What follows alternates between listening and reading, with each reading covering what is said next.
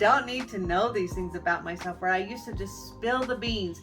I used to just hand over the gun and ammunition to people. And then I wondered why they shot me. Hello? Hi, I'm Kendra. And this is my Treating Yourself How You Want to Be Treated series. Today I'm talking about how your shadow self was born. So we all came into this lifetime with certain particular parents, certain particular experiences that we wanted to have, things that we wanted to learn, things that we wanted to heal, things that we wanted to experience, things that we wanted to awaken, and even ultimately a purpose for our life. And if we can actually keep working on all of this stuff that we're working on, having these experiences, letting go of things we need to, integrating all of ourselves, loving ourselves, we're actually walking in our purpose, which is our goal. And as soon as we really start walking in our purpose and find out what it is and embrace it, that then and only then will we have high enough vibration to attract everything into our life that we really, really want, to have a totally fulfilling life. And that's really our goal. Anyways, today I'm talking about how the shadow is born. And honestly, the shadow is born in us between the first years of our life until we're about 7 years old. We bring into ourself, into our experience for the very first time, these things that we came here to heal. That's creating our shadow. And just recently, I literally just had this epiphany. I have them all the time, but this is a really big one, and I don't know why I haven't quite put it together like I did just now. I finally had this epiphany that my whole life I have kept bringing into my experience people who wanted to get close to me so that they could get me to open up to them, and then they could use stuff against me. And my very, very earliest root memory, and it's not my root memory, it can't be my first, well, it's my first memory of it, but it can't be the first time it happened, because when I was about 7 years old, the first memory of this was my mom sitting on the edge of my bed because I was angry at her for some reason. And the only thing that I knew to do when I was younger was to be silent. That was the only tool that I had to get away from abuse. And so I knew I was angry at my mom, and she was sitting at the edge of my bed trying everything she could to get me to talk to her and tell me what was going on. And I just sat there as quietly as I could, knowing inside of me that anything I said to her was going to be used against me. This is a mom who would say to us when we were young, you can't go do that or go play with your friends because your room's not clean. And so the next time we would clean our room, before we asked her, can we go do something or go play with our friends? And she said, you cannot go do that because you only cleaned your room so that you could go. A very, very manipulative and confusing mother. So I had to protect myself against her, from her abuse. And so I just went silent because I knew that anything that I said to her, any information she got out of me, she was going to twist it around and use it against me. At 7 years old, I knew that. All I wanted my whole life is to feel really close to someone, to be in a relationship, a close human connection with someone. And from the very beginning of my life, I didn't have it at all. And so I would go on for the rest of my life bringing this experience to myself over and over and over until I finally am able to expose this shadow self, this shadow part of me that started when I was very young, that I brought into my own experience, that I created because I knew in this lifetime I wanted to heal this, and I want to heal this because I don't want to bring this into my experience anymore. We start so young bringing these experiences to us that they attach themselves to us, and we believe that they're part of us. We believe that we honestly feel this way, or we have these false beliefs, these negative, low vibrational emotions, because we attach them to us. But our job, our shadow work, is to expose these things, why they happened, and what we're doing about them, how we're reacting to them, so that we can learn to let them go. They're not part of us. We don't have to keep them attached to us. I don't have to keep bringing that to myself. I can let this go. I can integrate my whole self, love my whole self, and heal. Use triggers as they were meant to be used. They happen to us for a reason. They get our attention. They bring light to the darkness. Things that are inside of us that we don't want to identify with, or we don't believe are inside of us, all of a sudden are exposed. And we get angry or sad or mad, or we want to strike out. We blame people or shame people. All of those things are bringing to the surface our shadow self. So instead of just reacting to those triggers, take some time, think about them, try and figure out, expose them. What's it really coming from? If you blame or shame someone for something, it's definitely something inside of you that you don't want to identify with. Also, disease and pain are a way your body and mind are shouting to you, shouting. They want your attention. Your mind can literally withhold oxygen from parts of your body, causing disease and pain. If you want to read more about this, the book How to Heal Your Back by Dr. John Sarno is an amazing book, and I read it in 2 days about a year ago because I was diagnosed 4 years ago with spinal stenosis and sciatica, and it was so bad I could barely move. I was in so much pain. I tried everything for 3 whole years, from taking medication to getting shots and trying a bunch of herbal things. And then I read his book 1 year ago, and he said, just stop cold turkey on everything that you're doing. And at that time, I was probably doing about 10 things every day to help my back. And I did. I stopped cold turkey, and I started working on my shadow, releasing old false beliefs, old low vibrational negative emotions. I started really facing stuff I hadn't been facing, really looking deep within myself, exposing, bringing to the light out of the darkness all the parts of me so I could love them and integrate them. And I'm here to say I went from a solid 8 in pain all the time 1 year ago, where now I'm about a 3-4, and that's in 1 year, and that's exciting. And I'm also doing a bunch of letting go videos to really help people with that because of how much it has really helped me.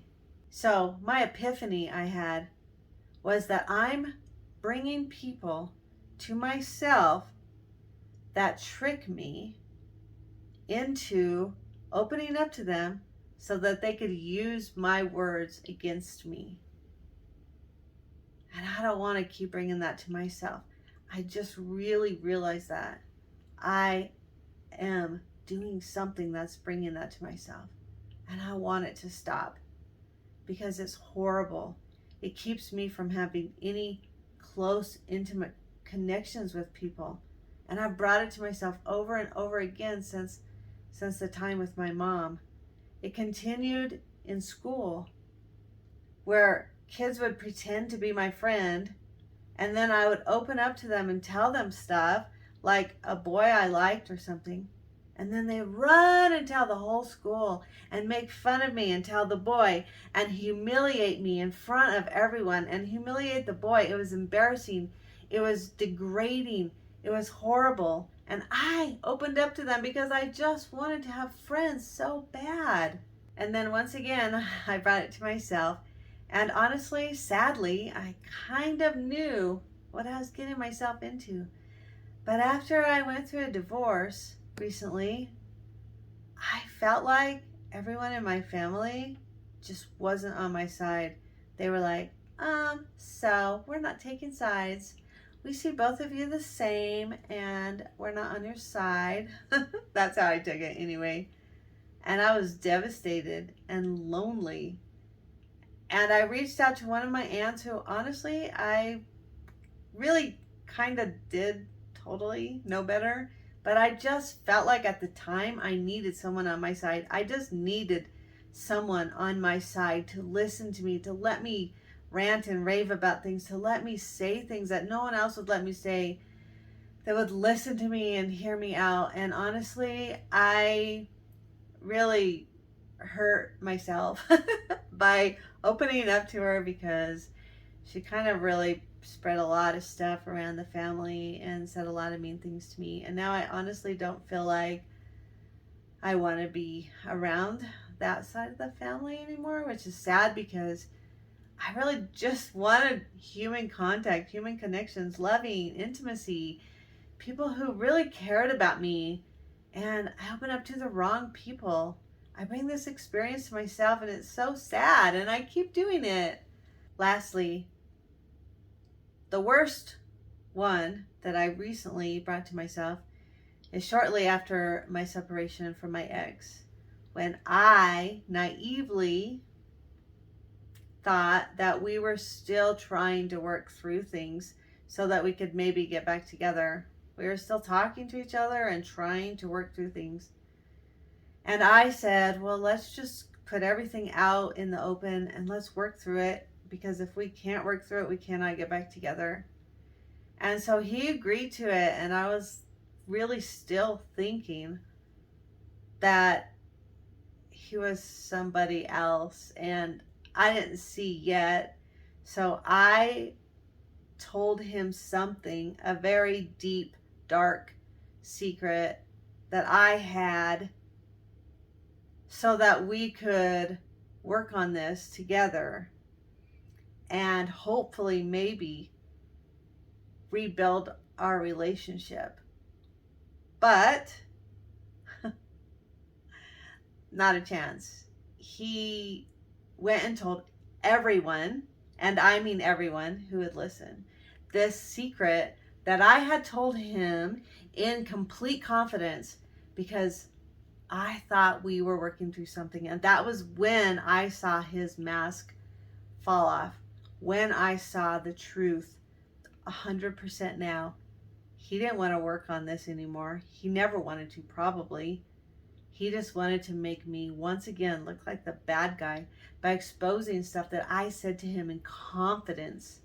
He told my children, which was the worst thing he could have, the worst betrayal that he could have ever done to me. He did it finally, right in front of my face, right to me, so I couldn't ignore it anymore. I had to see this betrayal at this point. He told my children so I would look like the bad guy to them, and he got to walk away scot-free. Well, it worked, because that betrayal was the very last time I will ever open up and tell him anything ever again. So, I mean, in a way, it was a blessing, but it was so humiliating. And he said something he should have never said. And now I have to live with these consequences for the rest of my life, because I exposed myself to someone who I loved and trusted, and who I thought loved and trusted me naively, because I didn't pay attention to my own intuition, to my own signs, to my own self, loving myself enough. I had to bring this to myself so that I could have my beliefs in betrayal exposed enough to where they hurt so bad that I had to face this. I have to let this go. I have to work on this. I have to heal this, love this, and integrate it. I have to. So now I have to ask myself some really tough questions. Like, What are my stuck pictures? My dad says that. I love it. What are my beliefs? What are my false beliefs? What are my low vibrational negative emotions? What is inside of me that I'm stuffing down? I have to expose it all. I have to see everything for what it is. How am I bringing this to myself? What am I doing? How can I work on this? How can I make things better? How can I love myself and bring to myself stuff that's totally different from now on? Only bring to myself loving human connections that I'm craving, but only connections that I can trust and love, and not bring any more betrayal to myself, and not, honestly, not close the door, push people away. That's not what I want either. I have to really face this and work on this, but how? Because some of my false beliefs are that maybe that everyone that I love and trust, everyone who wants to get close to me, is really just trying to trick me so that they can use stuff against me. Maybe everyone who wants to get close to me from now on in my life just wants to betray me. That's what some people would think. That's what maybe I would think, except that I'm working so hard. I don't want that. I don't want to believe that anymore. I want to let that go. It's not real. It's not true. I absolutely 100% can bring to myself loving human connections, intimacy, true friends, true people that love me, that I love back. I know I can bring that to myself. I have to find tools that I never had before. Like I said, the only tool that I learned when I was young was silence. And it's really not a good tool because it just keeps people away. It pushes people away. It doesn't keep me in close contact with human connections and loving relationships. I can't just keep pushing people away. And I also can't just keep telling people stuff about me so that they can keep using it against me. So what can I do? How can I love myself enough and integrate this so I can bring to myself what I really want? Well, a big tool that most low vibrational people, which I was at that time, and people that are around you that are low vibrational, do not have is boundaries. Boundaries is something that can really raise your vibration. It can really be a game changer. And I never had boundaries. I was never taught boundaries. And honestly, low vibrational people weren't taught boundaries either. And that's why they manipulate. They learn to manipulate, and it's the only tools that they have. So I decided, okay, I'm going to set strong boundaries, firm boundaries, set boundaries that I can stick to. And they have to be measurable boundaries. They have to be things that I'm going to do that I can measure and know for sure that this is what's going to help me have great relationships with other people, and honestly with myself. I want to move with purpose. I am going to, from now on, when I meet new people, at least spend 3 to 5 separate times with them before I tell them anything personal about myself. They don't need to know personal stuff about myself. I need to just be around people and learn to listen. That's one thing that I don't do very well. I don't listen very well. I talk too much. And then I get so easily distracted and expose things I shouldn't expose. So I have to stop talking and start listening, learning to be around people and listen. Because honestly, you're going to learn so much about them. They're going to show their true self to you in the first 3 to 5 times. And I can start by telling them small things that seem significant to them, but I know they aren't significant to me. And if I did find out they were spreading these things around, they wouldn't be detrimental and just horribly humiliating to me, but they would just be like, aha, okay, now I see this person for who they are. And then I can politely not be around them, or spend limited time with them and not open up anymore. So these are some of the things that I know I can do and have to do, and I want to do them because I want to set boundaries so that I feel safe, so that I can actually be around people and learn how to be close to some people. Now, there are people in my past, like my mom and my ex, who honestly, I will never trust ever again, and I don't have to. I do have to love them and forgive them for myself and walk away and let them be who they are. But other people that are friends and neighbors, I can have boundaries with. Or with those other people, those are my boundaries. I can love them and forgive them, but I have to walk away and close the door. That's the only boundary that I can use with someone who twists everything around that I say. I can't be around them at all. That's my boundary. And my new friends and neighbors and other people around me, coworkers and whatnot, I can use my new boundaries of listening and not talking and spending close time with them for 3 to 5 times before I even say anything that would be kind of intimate, and then say something that wouldn't humiliate me, and then watch and see what they do with this information. And if I do find out that they are spreading this information, then I know for sure my boundary is to not be around them, or to just be around them and only listen, which is a great boundary for me. And it's something I have to learn to do. And it's hard, but I want to, so I'm going to. This is what keeps me safe. Whereas before, the only thing that kept me safe was to be quiet, not talk to people, push people away, maybe be a little bit controlling and manipulative around people because I didn't know how to be close to people, or I opened up too much because I wanted to be close to people too much. None of that keeps you really safe in the end. The only thing that keeps you safe is really respecting yourself, loving yourself. Treat yourself how you want to be treated. Set boundaries with yourself and stick to them. Another thing is, don't tell people what I'm doing. People don't need to know everything about me. They don't need to know how my work is, what I'm doing for work. They don't need to know anything about who I'm dating, who I'm in relationships with. They don't need to know where I'm vacationing, what I'm doing with my free time. People don't need to know these things about myself, where I used to just spill the beans. I used to just hand over the gun and ammunition to people. And then I wondered why they shot me. Hello?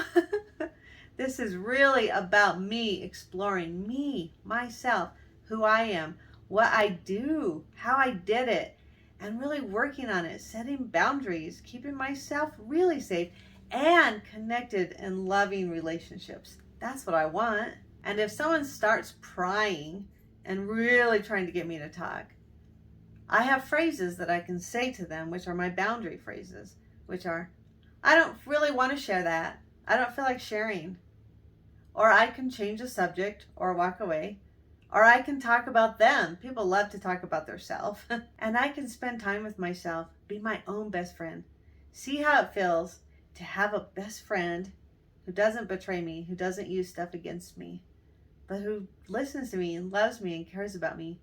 I need to get familiarized with someone who treats me how I want to be treated, so that when I am around people who are treating me how I don't want to be treated, it's not comfortable and familiar anymore.